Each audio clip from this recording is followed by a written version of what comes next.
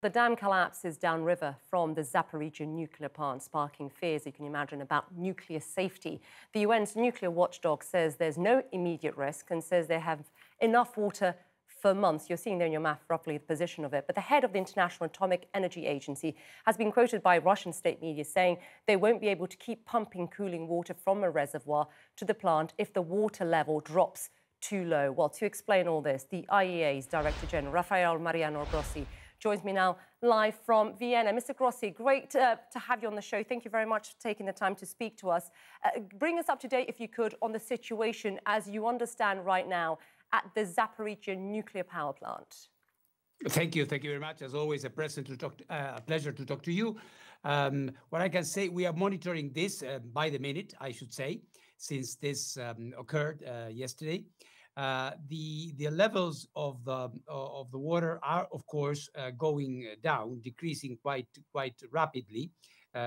Obviously, the dam down south being destroyed, the flux of water is unimpeded, and this is, of course, having an automatic impact on the amount of water that the nuclear power plant has to be integrated into the cooling system of the plant. I don't want to get too technical here, but just to explain that there is a reservoir there, and then a number of internal channels that ensure that there is water in circulation permanently, so to speak, so that the reactors you're showing them there get the necessary cooling. Of course, if the plant were to run out of water, then we would have a very serious situation. What I said is that there doesn't seem to be an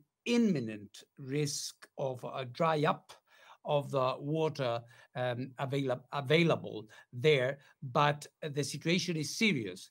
Insofar as this, we are seeing this diminishing. It's between 5 and 7 centimeters per hour, so it's steadily going down. So we have to monitor it very, very carefully. This is why I am going back to Zaporizhzhia next week.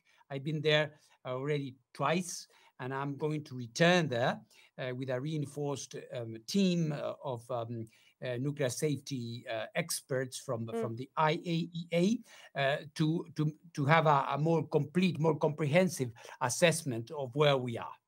So no imminent risk, but do you have a sense, Mr. Grossi, of how much water you would have in terms of months? How many months you have water in that pond for, that cooling pond for? I wouldn't like to speculate too much, because this is a function of the conditions of the water and how we get to a point where the movement of the water, the flux of water stabilizes, relatively speaking. I would say we calculate that more or less a month is guaranteed. It could be a little bit more, but it could also be less. So it all depends. You were quoting us saying that there is also a function of the capacity to pump water from the river, so to speak. But there are certain levels you must imagine that there is a difference in the level of the reservoir and the cooling pond and the river itself. So you need to pump it up. And then if the level goes down too much, you cannot do that. So all of these things are in combination. This is why we say there is no reason for immediate panic or to believe that the water to cool the plant is going to dry up immediately, but it's a serious situation. We are taking this very seriously. So no immediate, but Ukraine says it will take, think they said 5 years, Mr. Grossi, to rebuild the dam. So I'm guessing you're looking now at plan B here. Well, absolutely. There are a number of mitigation or mitigating, if you want, measures that can be taken, including using water from other places, not necessarily the river, digging for water in the water table near the plant, getting water from neighboring towns or villages. But all of this needs to be assessed. Of course, the decision will be taken at the plant, but we as IAEA being present there are going, of course, to express very clearly what we feel should be done. Obviously, the situation, and I am aware of the assessment by the Ukrainian government. It is going to take a long time to go back to the situation before the accident. But we were estimating this possibility. We were assessing this possibility as one. We were wishing that it would not occur, but unfortunately, this has been the case. You call it an accident there. Kyiv accuses Russia of blowing up this dam, sabotaging its own dam. What are your thoughts on this? Well, there's no, you shouldn't read too much into me using the word accident. It is, of course, an event. It is a destruction. I am the head of an agency that is an agency, among many other things we do, of inspectors. We inspect. We are known as the nuclear watchdog, as you know. So we don't speculate. When we pass judgment on something, is on the basis of information that we can assess. And as you can imagine, I don't have information to tell you what we believe is at the origin of this. And there are a number of speculations that are out there on who is behind it. What I'm dealing it is with the results, and I'm trying to prevent this from getting into a nuclear accident. Let's talk then about inside the plant, because as you would have seen, Mr. Grossi, from our correspondent in Kherson, Fred Pleiken, you've seen hundreds of people being evacuated in the area. What has this meant for the staff at the Zaporizhzhia power plant? Are there enough qualified people there to run the nuclear plant safely, in your view? Well, yeah, this is a good point. This plant, it's actually 6 reactors. Used to have around 12,000 people working there. At the moment, we are below 3,000. Of course, one has to bear in mind that the plant at the moment is not operating normally. It's not generating power.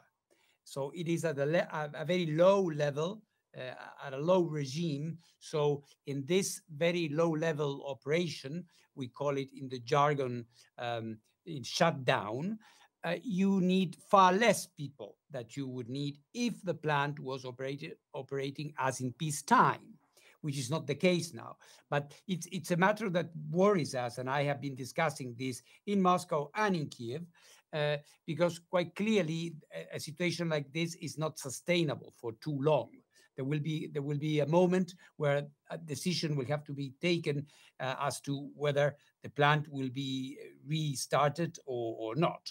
And then there might be a problem in terms of staff. This is only a quantitative analysis I am making. And I'm conscious of the fact that I'm not talking about something that worries me a lot also, which is the welfare, the situation, the pressure. You have to remember that this plant is at the front line, right at the front line, not in the province, not in the vicinity, is at the front line. Wherever I go there, I have to, go through the front line and through a no man's land and with soldiers confronting each other, seeing each other. This is where the action is. So you can imagine working in those conditions. And you were mentioning that a few days ago, some people were invited to evacuate a village near the plant. So the situation has nothing normal about it.